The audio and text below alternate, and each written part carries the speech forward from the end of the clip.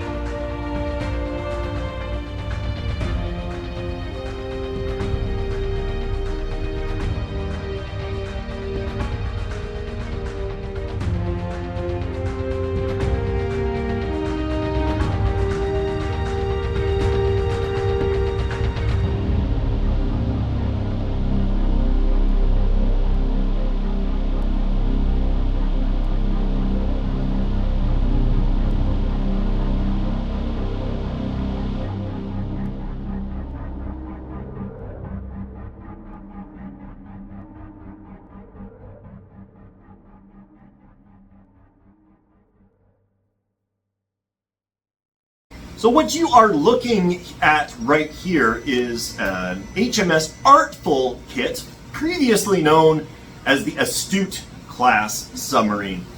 The kit itself was put out by OTW Designs out of the UK, and this particular boat was put together, painted and engineered by a gentleman by the name of Gareth Haw out of Scotland. He did a tremendous job on this. So as a bit of a background here, my customer out of Australia purchased this boat from Gareth in Scotland, shipped it to me here in the United States.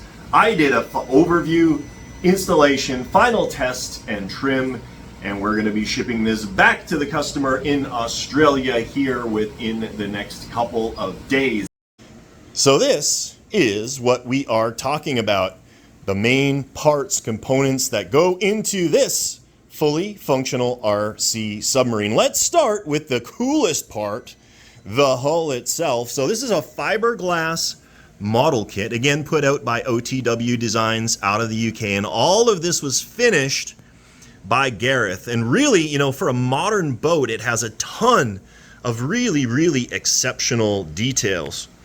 This entire periscope assembly, as I'll be showing you a little bit later, is completely removable for storage and transport.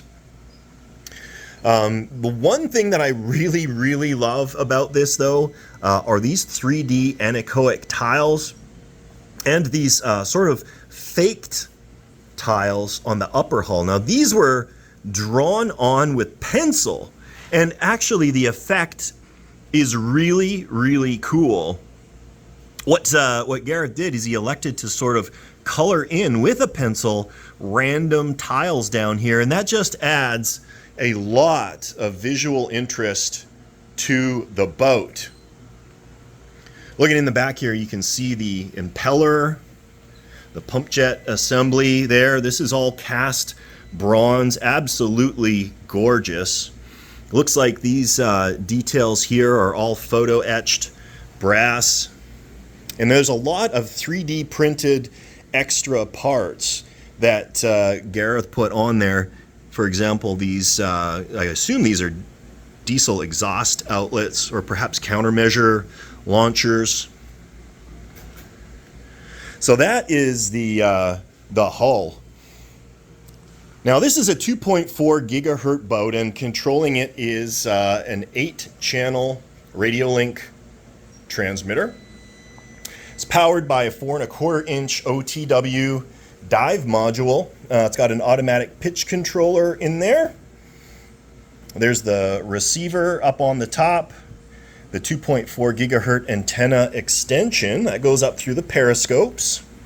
We got our electronic speed controller down there, our sealed ballast tank, and then in the front you've got our pump components for the high pressure ballast system, the forward dive plane servo, and the dive control module.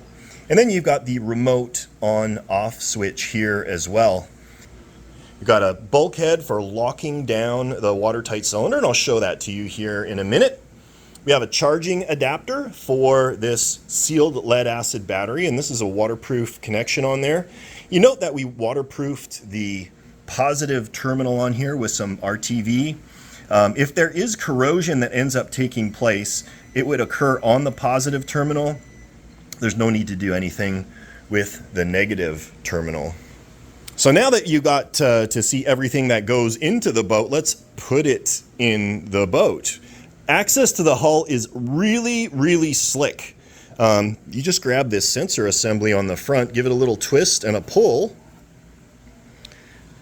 and that disengages the lock. You slide the hull forward, and then you can pick the entire upper hull right up off the boat. All right, let's get to work putting everything into the submarine. We're going to start with the main drive battery, and as you can see, there's like a little pocket right up in the front here. We're just going to drop that battery into it. Nice snug fit. Now that's basically locked down.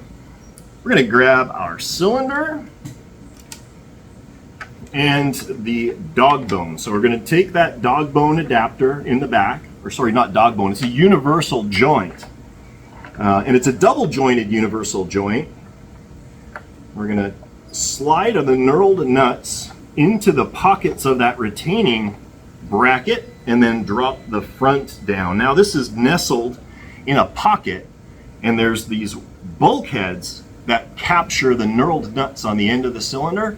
And once we install this hold down bracket in the front, the entire cylinder is completely locked down. It can't move forward, back, or twist. So we're going to take our magnetic linkages in the back, simply connect them to the proper outputs. These are designed in such a manner that if you try to attach the wrong control surface to the wrong output of the cylinder, the magnets will actually push away. So they're attracted to the correct one and they reject the incorrect one, just to make sure you don't get your control surfaces mixed up during the installation there. Basically, after you tighten down the set screw in that universal joint and install that forward locking bulkhead, the entire boat is ready to go. So we're going to take our waterproof battery connection, snap this together, tighten down the locking nut, and then tuck that cable out of the way. That done, we can take our transmitter, turn it on, use the fob, hit the power button. The pump will cycle for about 1 second, and the entire model is now turned on and ready for testing. Various functions, we've got our rudder, our forward dive plane. You can see that forward servo moving back and forth. And I'm going to show you what this brass semicircular little capture channel is for momentarily. In the back we got our throttle. And then our ballast is on this switch. So to dive, you simply flick it down. And to surface, you flick it up. Now you'll notice that nothing happened there. And that's because with the OTW dive system, there's actually sensor probes inside the ballast tank to tell it when it's full or empty. In this particular case, the ballast tank is empty, so the radio, when it tries to command the surface function, the dive controller says, no, we're already in surface trim. You don't need to do that. I'm not going to turn the pump on. It's a pretty cool feature just to turn the pump on and off, making sure you're not running it too long or at the wrong times. All of that done, now what we're going to do is go ahead and install the upper hull on the boat.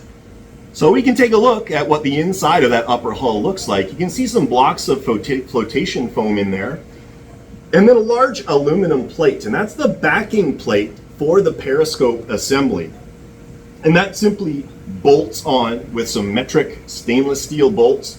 Undo those and the entire periscope assembly pulls right out so that you don't have any of these masts and periscopes sticking up out of the boat during transportation or storage. What we're going to want to do is grab our 2.4 gigahertz antenna, and there's a little hole in the bottom of that periscope plate.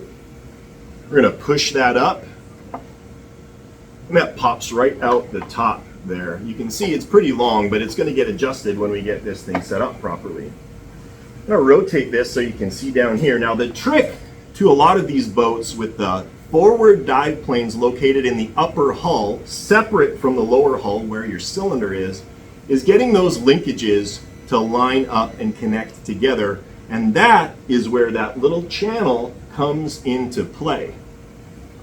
So if we look at the inside here, we can see this little magnetic arm sticking down on the bottom. It's just kind of hanging out there, hanging out the bottom. So what we're going to do is drop that into that channel.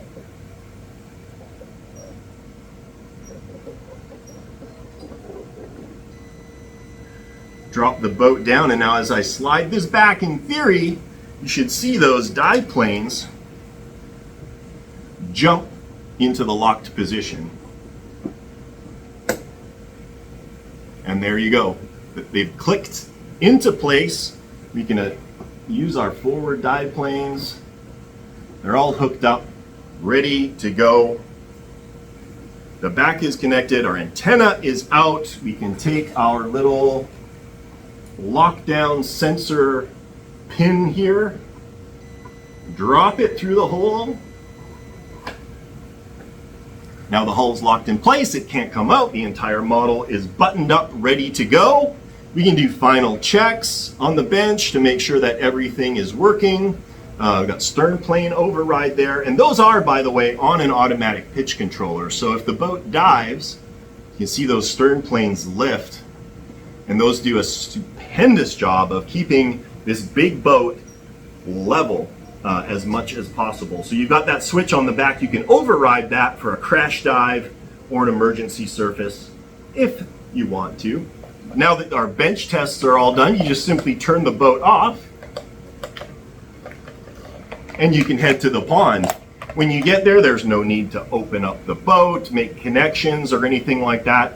You are set to go. One of the beauties of that remote on-off switch.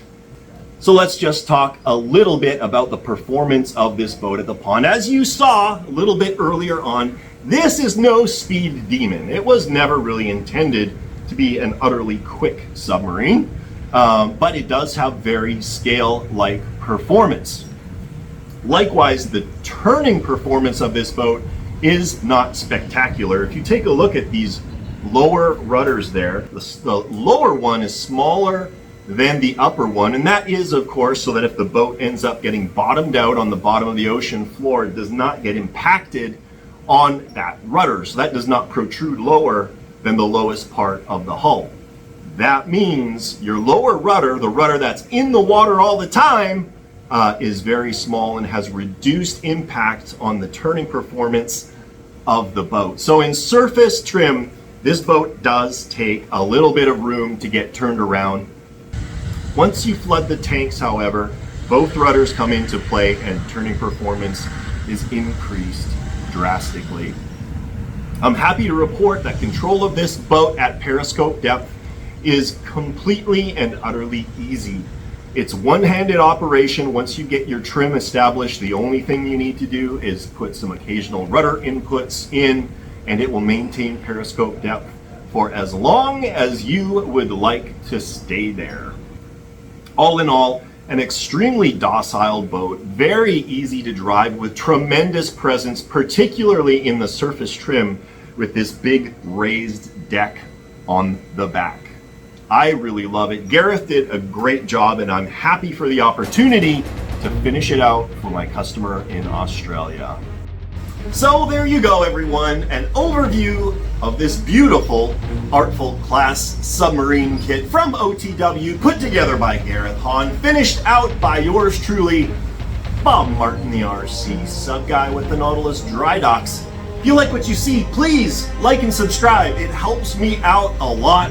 If you have questions or comments, drop them below, or for a faster response, hit me up by email, bob@nautilusdrydocks.com. With that, I am going to let you go. You have a great day, and catch you next time.